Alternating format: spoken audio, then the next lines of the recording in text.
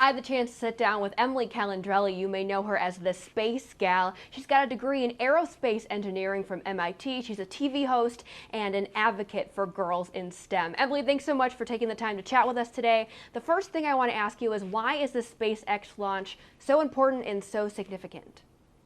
Right. So this SpaceX launch, I cannot overstate how big of a deal it is. And it's such a big deal for two reasons. One, it's the first human launch to the International Space Station from U.S. soil in nearly a decade. And so that alone is wild. But it's also the very first crewed orbital launch on a private spacecraft. So this is kicking off an entirely new way that NASA is doing business. So you said this is an entire new way of NASA doing business. How is it different? Right. So back during the shuttle days and all of the days before that, NASA would work with private companies to build their spaceships and rockets. But today it's totally different. They're still working with private companies. But before, when they would work with private companies, NASA would handle everything from soup to nuts. They'd handle the design, the development, the management, the operations. Now they're passing a lot of that responsibility over to the private sector.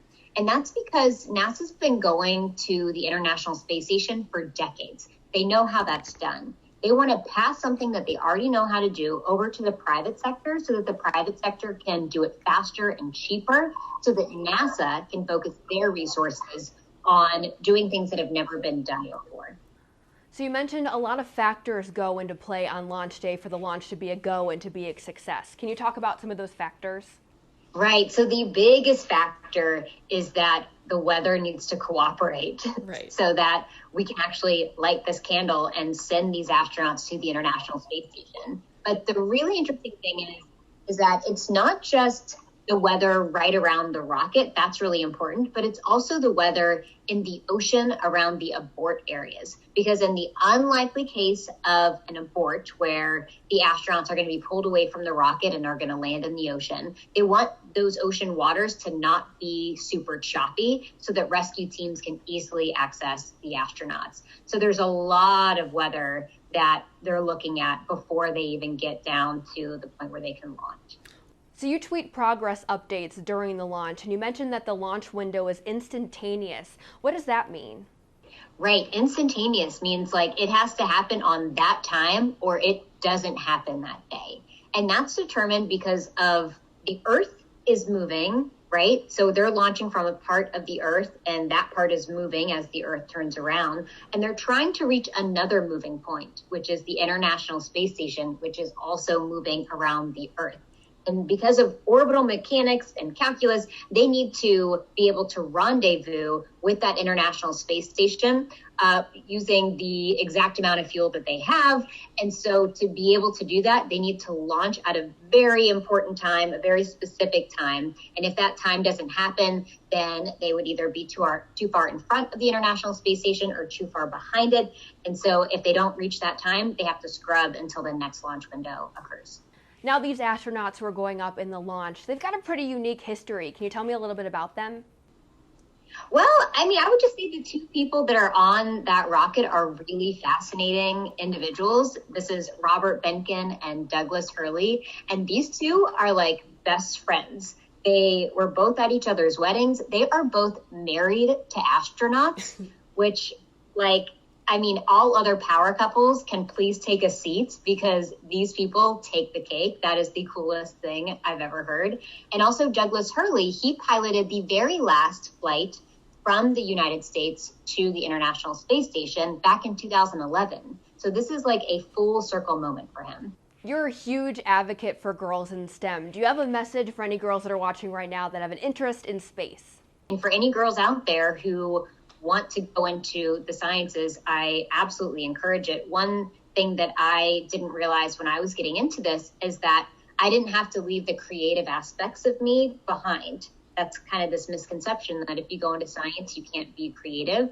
Well, I find that you can create the coolest things in the world of science and the world of STEM if you bring that creative aspect with you. So I would encourage all the girls out there to make sure that they're also bringing their creative side to STEM. We've got a few little fans on Facebook that have some questions for you. The first one's from Aria. She wants to know, how does the Space Shuttle take off? Oh, wow. So there's a lot of moving parts. I would say the most important thing is that before they even get to launch day, there are tens of thousands of people all over the country that are working together as a team to make sure that that launch day goes well. And then when you do get down to launch day, you have a cool countdown, you light that candle, and you have propellant and fuel. You have fuel and oxidizer together that creates your propellant. You ignite that, and that creates a huge explosion, and you just direct that explosion downward. And because every action has an equal and opposite reaction, when you direct that explosion downward, the rocket goes upward. Audrey, Brendan, and Fiona want to know, can astronauts get sick and can viruses spread in space? They can absolutely spread in space. As long as they have a human to attach to, they absolutely can, which is why they make sure that those astronauts are completely healthy before they go up. So usually, I don't know of any instance where an astronaut got sick in space because they take such great care to make sure that all the bad germs stay down on the ground. And so before an astronaut goes into space, they have to isolate from their families, from other people, from all the other germs that they might encounter. And anyone who comes near them has to be very, very, very careful that they don't spread their germs with them. So they take great care to make sure that the bad germs don't end up in space. But if they did, you could get sick. They also want to know why some planets are made of rock and others are made of gas. Oh, gosh, that is such a good question. So in our solar system, the 4 inner planets are rocky and the 4 outer planets are large gas giants. And it really just sort of depends on how they were formed initially. Even the gas giants, they have like a very small rocky core. So they're very similar in nature, but just some become these like huge gas giants where they barely even have a surface. There's not really a surface to land on, which is really crazy to me. And life as we know it can only exist on rocky planets. So when we're searching for planets out in the universe, what we call exoplanets outside of our solar system, we're mostly searching for rocky planets because that's the only type of planet that we know that life can exist on. Emily, thanks so much for joining us today. We appreciate your insight. We look forward to the launch whenever it does happen. If you want to follow along with Emily, she's the Space Gal on Twitter.